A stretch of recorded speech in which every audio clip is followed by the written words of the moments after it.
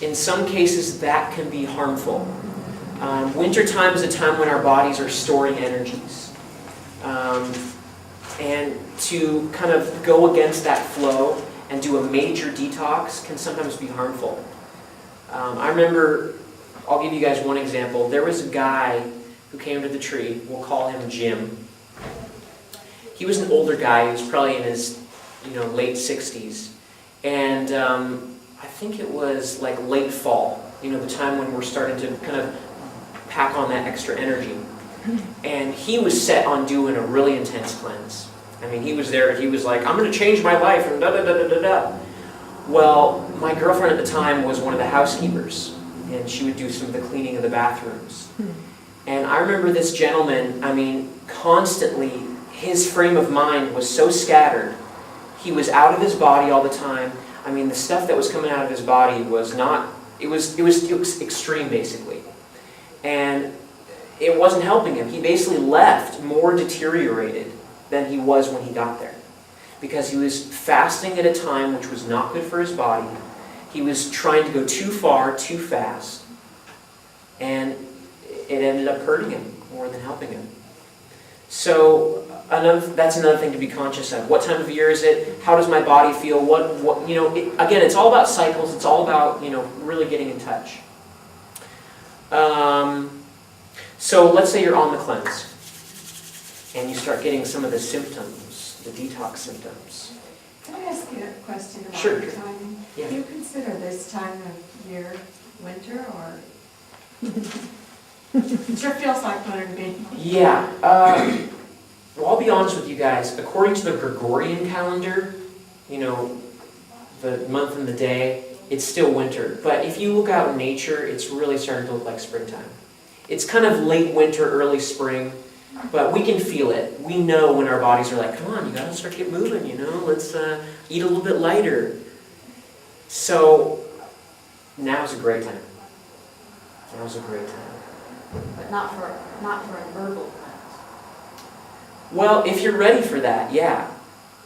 But usually people don't do herbal cleanses until they've done at least maybe 1 or 2 simple, cleanses, whether it's a simple fast like juicing or even green smoothies all day or something, Because those herbal programs can go really deep in those organs. And if your digestive system isn't clear to begin with, a lot of those things can get obstructed. People get stomach aches. I had people, remember, that got stomach aches from the green smoothies after Victoria was here. For them, that was a detox. Mm-hmm. And they had stomach aches and gas, and it was just too much too soon for them. Mm-hmm. And that's a lot of raw vegetarian fiber to put in your body. If people have been eating a primarily meat, potatoes diet, their body isn't equipped to digest that kind of food, So just take it easy. How do I do it without coffee? Without coffee? Because I go to the gym at 5 in the morning, and the reason I get up is because I'm hitting Starbucks for my coffee before I get on anywhere in cardio. I'm going. Okay. So I don't know how I gotta get. What I would say is, if you're doing a cleanse, plan that day differently. Allow yourself to sleep in. And even if your body wakes you up, you can still be active. You can move about the house, but just know that your intention for the day is to cleanse. And you basically just have to change your day, That's my challenge. Yeah. It's convincing my mind that I don't want the coffee. As soon as I say I don't want the coffee, I have to have 5 cups. So I gotta maybe just get some tea in the morning before I leave, green tea, A substitute.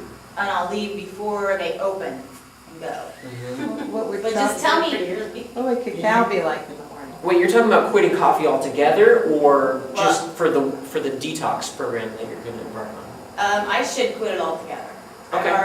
I don't need coffee. Because that's a whole other topic altogether. Okay, just tell me how bad it is, and then for me, and then I'll be able to get off it that much faster. I just went to an adrenal lecture the other night. Basically, it taxes your adrenals. And the adrenals are important in manufacturing certain hormones.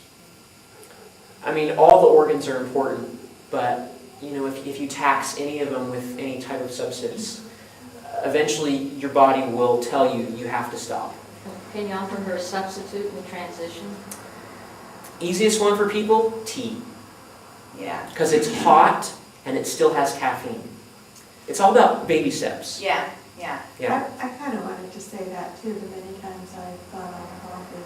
Really, it's better to take about 3 days so that you're not feeling like that. You get a migraine if you're used to it. Yeah. It's hard to take It's it a all at once. physical. Yeah. Well, I think I So could you might want to deal, do that first. I think I could deal with the headache part, because you could drink a lot of water, I've heard, to kind of get past that. It's, I don't need coffee. My body's been telling me that for a long time, so I just keep drinking. I'm an espresso head, and I just now got out of espresso to latte. It's the taste. Have you ever heard of Java mate? No, I tried it. No, but I've been down there, and I tried a couple of their teas, and I love it too. Because Java mate tastes similar to coffee, but it's just herbs. You know, it's yerba mate, like chicory root, and a couple other things. That's a really good substitute. I have some mate at home too. I just need a reason to use So it. it doesn't Okay. have the, it's not acidic? Well, I mean, if you're heating it up to super high temp, they tell you anyway with yerba mate, you bring the water to a boil and let it cool for at least 5 minutes before you throw your herb in there. Yeah, preserve some of the vitamins and minerals.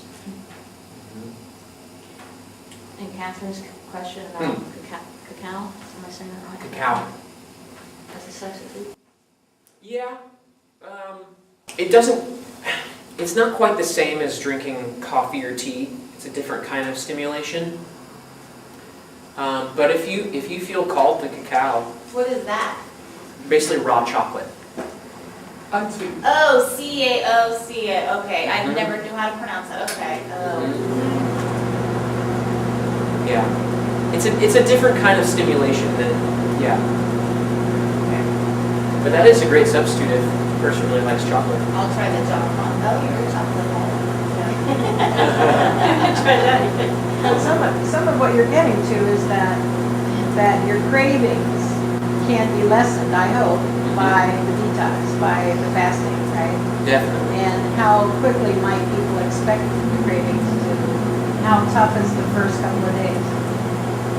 I'm told that they go away after 3 days or something like that, by some. You know, it all depends on the person. I've seen people that can quit cold turkey doing a detox, quit their addictions to whatever they have, and they never go back.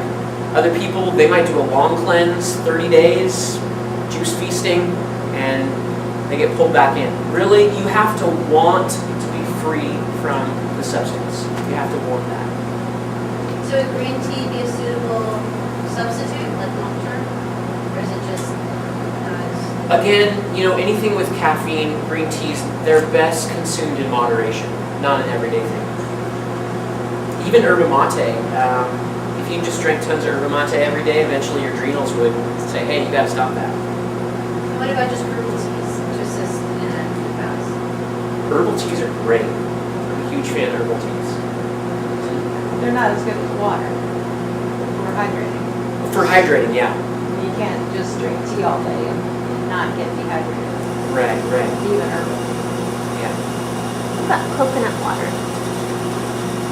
On a fast, Yeah.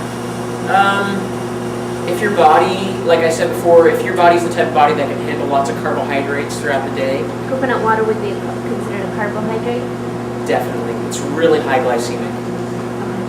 So, you know, it does have a lot of electrolytes, but at the same time, if it will bring your blood sugar up and drop you down, it's not worth it in the long run. Because you want to maintain that balance during a cleanse or a fast.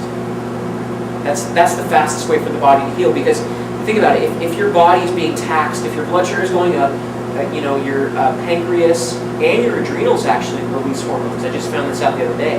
When your blood sugar goes up, your adrenals release hormones to bring your blood sugar back down as well. And if your organs are constantly having to regulate your blood sugar, they're not focusing on cleansing themselves of, you or whatever it is they want to let go of.